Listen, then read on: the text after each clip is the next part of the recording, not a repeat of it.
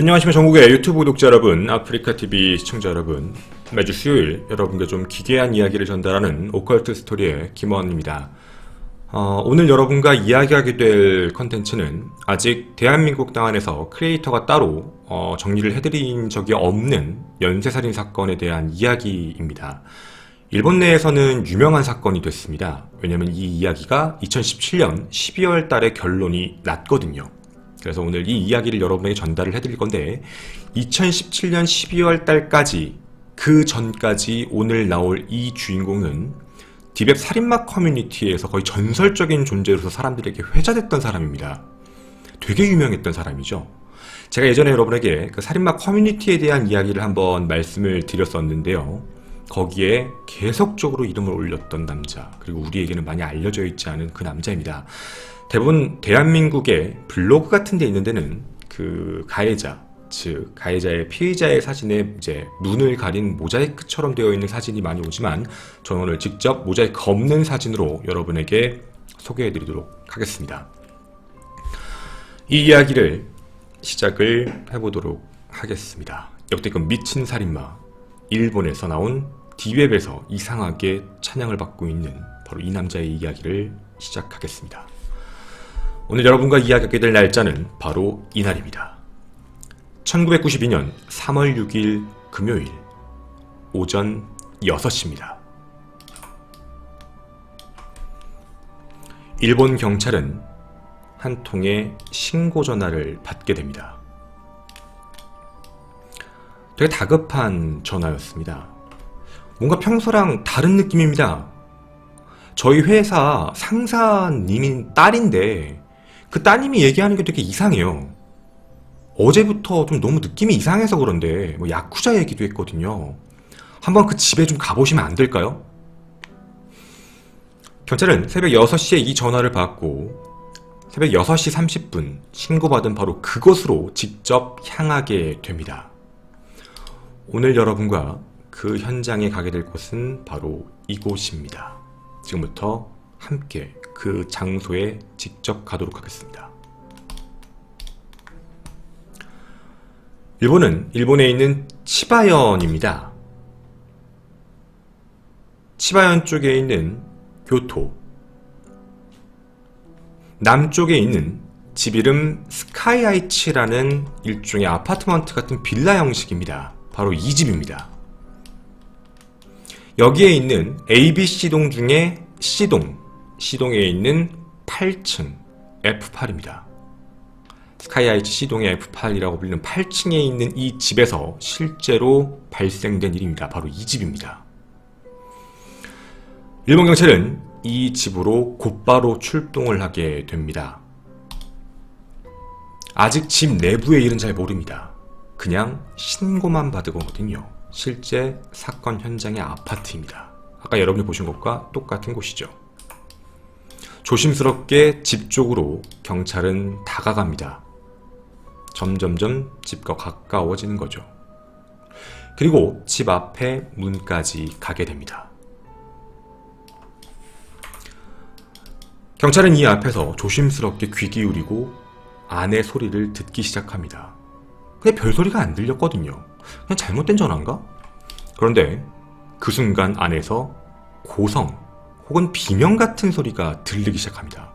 왠지 느낌이 사람이 곧 죽을 것 같은 소리여서 경찰은 안 되겠다 싶어서 곧바로 문을 강제로 열려고 합니다.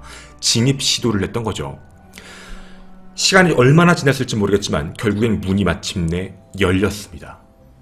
근데 그곳에는 너무 무서운 장면이 있게 됩니다. 거실 쪽에 한 소녀가 손에 칼을 든 채로 한 남자에게 칼을 겨누고 있는 상태. 그게 첫 번째 경찰이 본 모습입니다. 한 소녀입니다. 그리고 칼의 겨냥을 받은 게 한 남자였고요. 그리고 그 주변엔 굉장히 처참하게 있는 시신들이 확인됩니다. 방 2개의 거실이 있습니다. 한쪽 방에는 어떤 중년의 여성, 한쪽 방에는 할머니 같은 분, 그리고 문 입구에는 웬 중년 남성, 그리고 거실 쪽에는 아이, 이렇게 4구의 시신이 존재했습니다. 경찰이 봤던 이 모습, 하지만 이 소녀는 눈물만 하염없이 흘리고 아무 말도 못한 채 부들부들 떨고 있었습니다. 도대체 무슨 일이었을까요? 그리고 왜 이 남자는 죽을 뻔했을까요? 오늘 여러분에게 그 이야기를 같이 해보고자 합니다. 사건의 발단으로 과거로 거슬러 올라가겠습니다. 몇 달 전, 바로 한 달 전입니다. 지금 그 사건 현장에 있었던 칼을 겨냥을 당하고 있던 한 남자가 있었습니다. 그 남자는 바로 이 남자입니다. 당시 나이 19세, 이름은 세키 데루이토라는 남자였습니다. 데루이토는 19세인데 폭력, 도둑질, 강간 등 굉장히 많은 전과도 있었으며 평상시에도 다닐 때 칼 같은 것, 그리고 뭔가 이렇게 무기 같은 걸 자주 들고 다녔습니다. 데루이토는 그리고요, 1991년입니다. 1년 전이죠. 1년 전 3월에 18세라는 나이에 필리핀 술집 여주인과 결혼을 했지만 3개월 만에 그 필리핀 여자가 다시 고국으로 돌아가 버립니다. 뭐 그런 게 문제였는지는 모르겠습니다. 1992년 2월 6일 이 사건이 터진 지 딱 한 달 전으로 거슬러 올라가겠습니다. 2월 6일입니다. 이 날짜죠. 자, 여기 있는 데루이코는 이치가와시에 있는 필리핀 술집에 일을 하고 있는 호스티스, 즉 직원을 데리고 집으로 납치를 합니다. 그 집안에서 이틀 동안 감금하고 성폭행을 하게 됩니다. 이게 2월 6일날 발생된 사건입니다. 그리고 이 사람을 거의 약 이틀 동안 감금을 하고 2월 8일 가게로 돌려보냅니다. 울면서 이 직원은 가게로 돌아와 데루이코에게 당한 일을 이제 그 가게 주인에게 이야기를 합니다. 그 이야기 들었던 화가 난 오너는 자신의 가게를 돌봐주는 야쿠자에게 데루이코를 처리해달라라는 부탁을 하게 됩니다. 그때부터 데루이코는 야쿠자에게 쫓기기 시작한 몸이 됐던 거죠. 그리고 시간은 또 3일이 지나게 됩니다. 시간은 2월 11일입니다.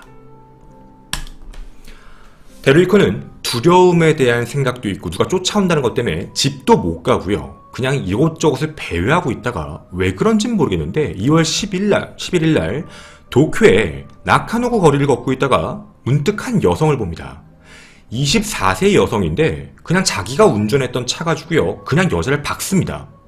살짝 쿵 박아가지고 약간 코뼈 같은 게 골절된 상태여서 제가 병원에 데려다 드릴게요 라고 얘기하고 자신의 차를 태우고 자신의 아는 근처에 있는 집 같은 데에 가서 또 감금하고 강간을 합니다. 자, 우리가 여기까지 얘기했을 때 여러분 뭐야? 피해자? 그럼 이 사람이 혹시 뭔가 강간을 하려다가 여자에게 역으로 당하려고 했던 건가? 라는 생각이 아마 드실 겁니다. 어찌되었든 이 사람의 전적입니다. 이게 시작이었을까요? 얘는 바로 다음 날입니다. 이제부터가 진짜 문제가 터졌죠. 진짜 끔찍한 일의 시작입니다. 단 하루 뒤인 1990년 2월 12일 데루이코는 야가키사와시의 한 소녀를 만나게 됩니다. 당시 나이 16세, 1976년 3월 19일생인데요. 후나바시에 있는 현립고등학교 1학년생이었습니다. 고등학교 1학년생이었던 여고생이었죠.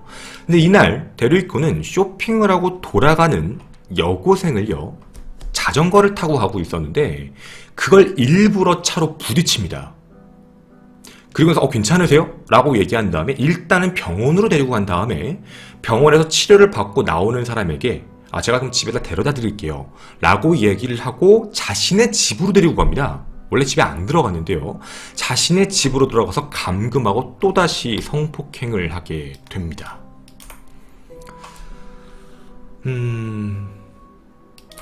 근데 이때 조금 이상한 짓을 합니다.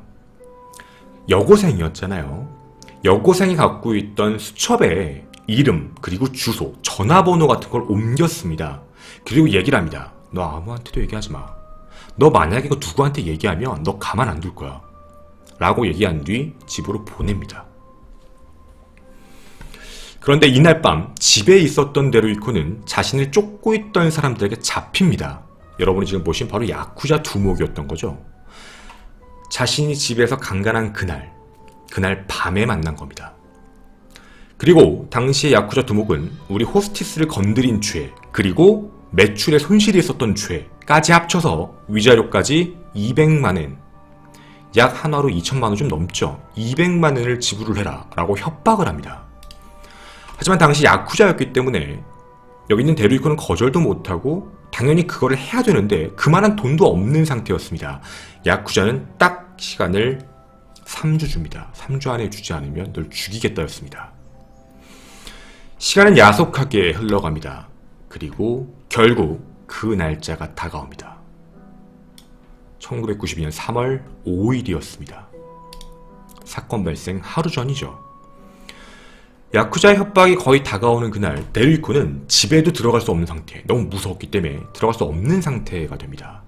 결국 데루이코는 어떻게 해서 돈을 구할 수 있을까를 궁리를 하다가 머릿속에 다른 생각이 듭니다. 아, 그때 그 여자애. 맞아, 그 여자의 집 주소. 그 집 주소를 찾고 그 집에 들어가서 거기에 있는 돈을 뺏어오자. 이 정도 집이면 분명히 돈이 있을 거야. 도쿄에 있거든. 분명히 돈이 없는 집이 아닐 거야 라고 생각하고 그 아파트에 침입 계획을 세웁니다. 데루이코는 그날 직접 그 집으로 가서 이름도 아니까 문을 두들깁니다. 안에서는 어떤 노인이 누구냐라는 질문을 던지고, 아, 저는 이 여학생의 친구입니다 라고 얘기를 해서 아무렇지 않게 문을 열게 합니다. 왜냐면 이름을 댔기 때문에. 거기에 계셨던 노인, 할머니였습니다. 여고생의 할머니, 83세였는데 집에 혼자만 계셨던 상태였던 거죠. 아무런 의심 없이 그는 문을 열어버린 겁니다. 그리고 곧바로 데루이코는 돌변합니다. 들어가자마자 문을 잠그고 그 여고생의 할머니를 감금시킨 뒤 한 가지를 묻습니다.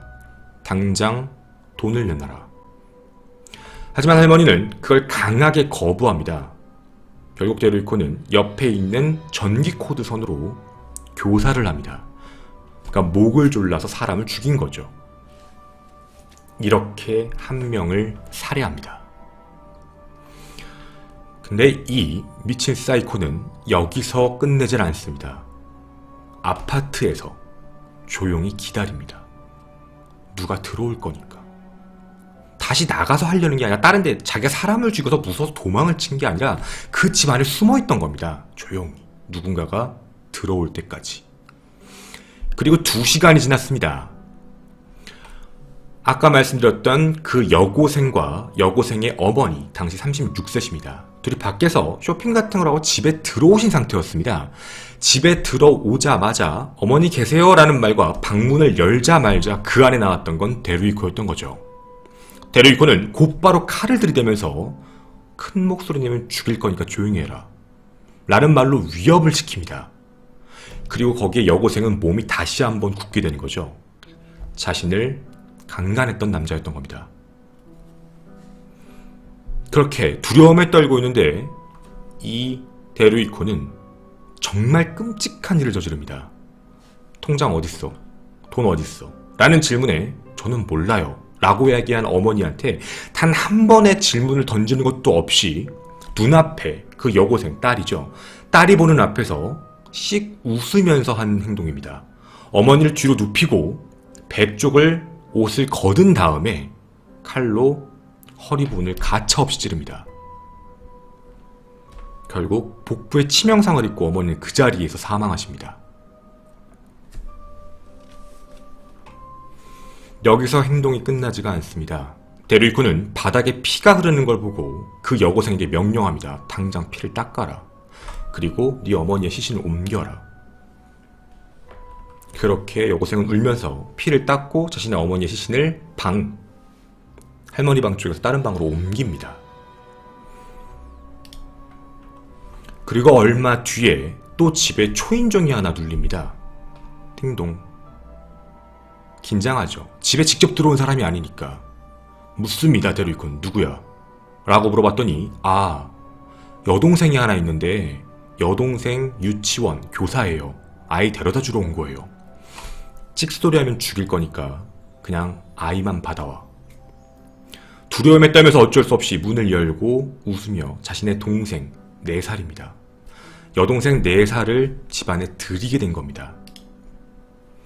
결국 그렇게 이 집안엔 2명이 살해됐고, 그리고 지금 현재 15세의 여고생 1명, 그리고 4살짜리 여동생 1명, 그리고 데루이코 살인마, 이렇게 3명이 함께 있습니다. 근데 데루이코는 이렇게 사람을 죽여놓고서도요 4살짜리와 놀아줍니다. 왜냐면 4살짜리는 사람이 죽었는지를 몰랐거든요. 왜냐면 방 안에 들어가지 않았으니까. 이렇게 얘기합니다. 여고생에게 밥해. 그렇게 얘기하고 음식을 만들라고 하고, 그렇게 3명이서 그 안에서 식사를 합니다. 그리고 얼마 안 있다가 4살짜리 동생이 나 졸려 라고 얘기했고, 얘기를 합니다. 할머니 주무시고 계시니까 같이 가 자. 그래서 나 할머니랑 옆에서 잘게 라고 얘기하고 이 4살짜리 여동생은 할머니 방으로 들어갑니다. 그 할머니 방이 바로 할머니는 사망해 있었던 거죠. 할머니가 교살에서 사망한지도 모르고 할머니가 주무신다고 생각하고 아이는 그 옆에서 그냥 잠이 들었던 겁니다. 이제 태도가 완전히 바뀐 데루이코는 밥을 먹고 한 가지를 물어봅니다. 통장 어딨어? 여고생은 두려움에 떨며 이렇게 얘기합니다. 통장과 인감은 아버지밖에 몰라요. 아니 왜 아버지밖에 몰라? 너희 아버지 아니야? 자세한 내막은 이따 말씀드리겠습니다. 데루이코는 절대 집 밖에 안 나갑니다. 집안에서 아버지가 오기를 기다리고 있습니다. 근데 좀 시간이 오래 걸리니까 그 기다리는 시간 내에 또다시 그 여고생도 또다시 강간합니다. 그리고 얼마 지나지 않아서 인기척이 들리기 시작합니다. 바로 여고생의 아버지가 당시 42세 집에 들어온다라는 시간이 됐거든요. 평소보다 30분 정도 일찍 귀가하셨습니다. 데루이코는 문틈 사이에 숨어 있다가 당장 들어오는, 나 왔어? 라고 하고 들어오는 그 아버지를 뒤에서 곧바로요, 어떠한 말도 하지 않고 왼쪽 어깨를 칼로 가격합니다. 그렇게 칼에 찔린 아버지는 비명을 지르면서 쓰러지게 됐고요. 한마디를 던집니다. 200만엔 내놔라. 당장 200만엔. 그리고 쓰러진 아버지를 발로 차고 밟으면서 얘기를 합니다. 당장 안 갖고 오면 너희 가족을 다 죽이겠다. 장남 눈앞에 딸이 하나 있고요. 나머지 가족들도 있으니까 나머지 가족이 사망한지를 아버지는 몰랐던 겁니다.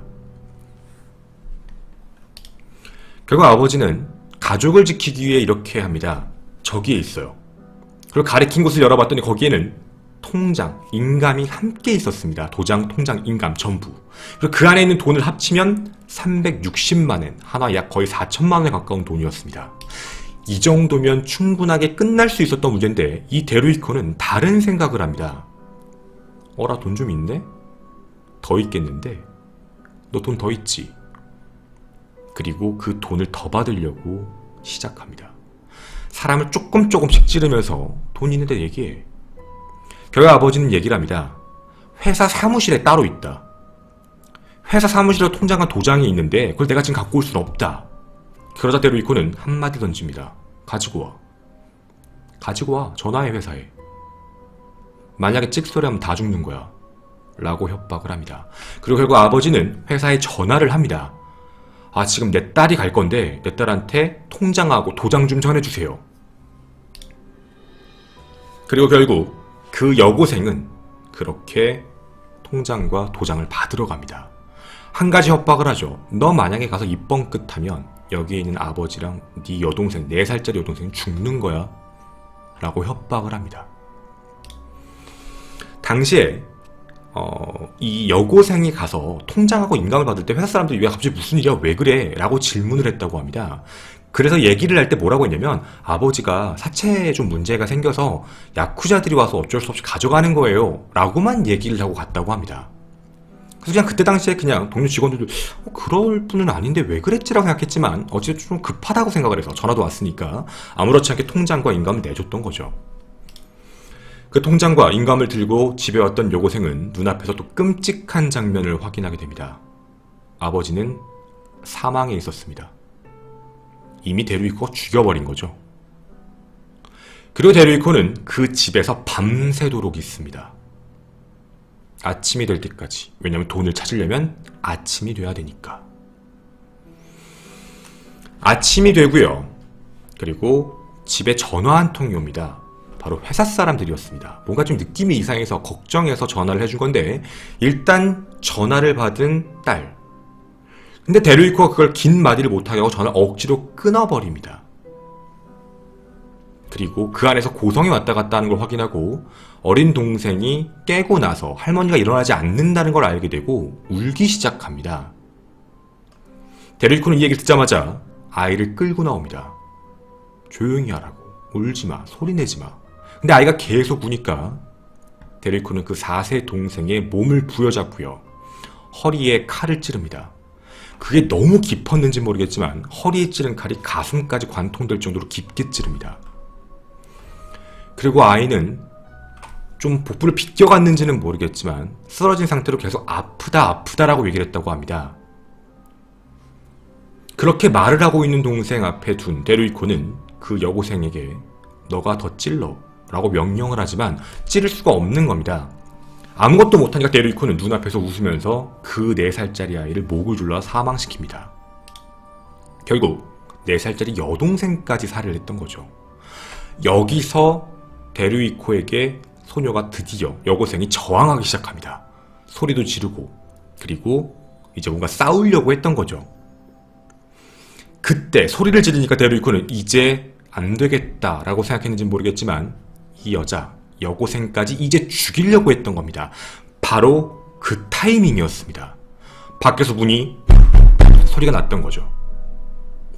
이제 여러분과 제가 얘기했던 처음으로 돌아온 겁니다. 그때 그 소리, 큰 소리, 여고생이 자기 동생이 죽은 걸 보고 막 뭐라고 했던 그때 상태, 그걸 밖에서 경찰이 들었던 겁니다. 안 되겠다 싶어서 문을 열고 들어온 거죠. 그런데 그 순간 문이 막 열리려고 할 때 이 데르위코가 어떤 짓을 했던 거냐면 자신의 칼을 소녀에게 쥐어줍니다. 그리고 나를 협박하는 척 해라, 당장. 하지만 소녀는 칼을 든 채 멍하니 가만히 울면서 했던 거죠. 여러분이 보셨던 첫 번째 장면에서 가해자가 여고생이 아니었습니다. 여고생에게 자신이 살아남기 위해 칼을 반대로 쥐어줬던 거죠. 자기가 피해자인 척 도망가기 위해 했던 수작이었습니다. 하지만 이미 경찰은 전화를 받은 상태, 그 여고생이 피해자였다는 걸 알고 있는 상태였죠. 결국 그렇게 체포가 되게 됩니다. 체포 당시 사진입니다. 1992년 3월 6일 오전 7시 현행범으로 데르위코는 체포됩니다. 광경은 정말 처참했습니다. 보시는 바와 같이 입구의 아버지, 거실에 4살짜리 아이, 안방에 어머니, 그리고 저 안쪽 방에는 할머니. 이렇게 모두 일가족 자체가 전부 사망한 겁니다. 그리고 딸 한 명만 살아남은 거죠. 14시간 동안의 악몽이었습니다. 그리고 이 14시간 동안의 악몽이 드디어 끝난 거죠. 소녀는, 여고생은 담요를 거친 채 구출 자체는 되었지만 나머지 모든 사람은 다 사망한 상태였습니다. 그런데 이 또라이는 이상한 웃음을 지으며 한마디를 합니다. 나 어차피 안 죽어요. 1988년에 있었던 일본의 여고생 콘크리트 사건을 예를 듭니다.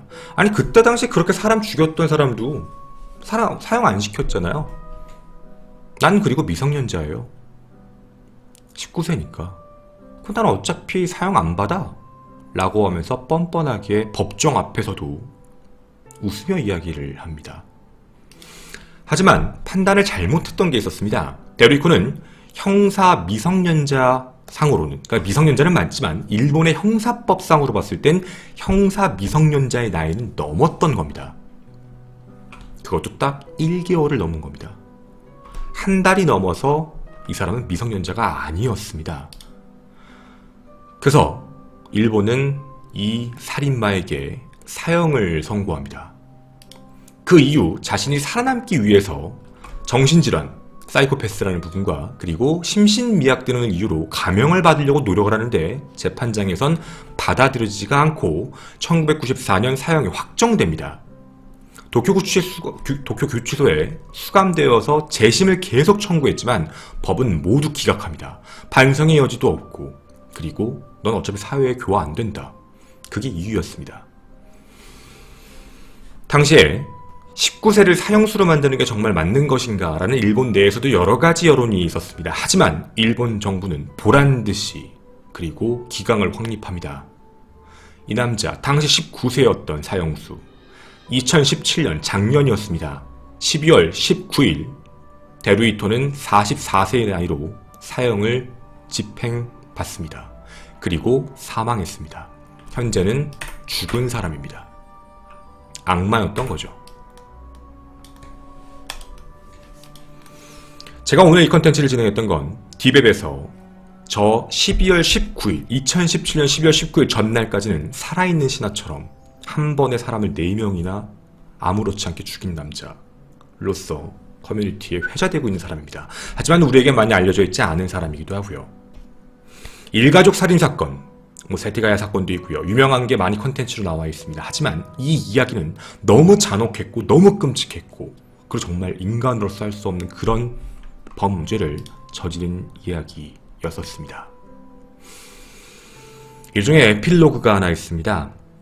우리가 이런 얘기를 하면 혼자만 살아남은 그 여고생, 제가 계속 여고생이라고 얘기하며 이름을 얘기하지 않는 이유가 있습니다. 당시 여고생은 아까 말씀드렸던 아버지의 친자식은 아니었습니다. 어머니의 딸이었고 어머니와 그 아버지는 재혼한 사이였고요. 그리고 여동생은 을분 여동생이었습니다. 물론 사이는 되게 좋았다고 합니다. 아버지가 사진사였고요. 10살 때 재혼을 했고 그리고 이제 아버지 어머니가 결혼하고 그 다음에 새로 제 동생이 태어났던 거죠. 이분의 이름과 신상에 대해서 공개하지 않는 이유는 사건 이후에, 사건 직후에는 지인의 집에서 가족을 다 잃었기 때문에 생활을 하다가 나중에 사건 처리가 끝나고 외가에서 맡아서 키웠습니다. 그리고 미술대학에 구마모토 쪽에서 진학을 하게 되고요. 형이 확정되고 2004년이었는데 당시에 결혼을 합니다. 그리고 지금 현재는 유럽에서 살고 계십니다.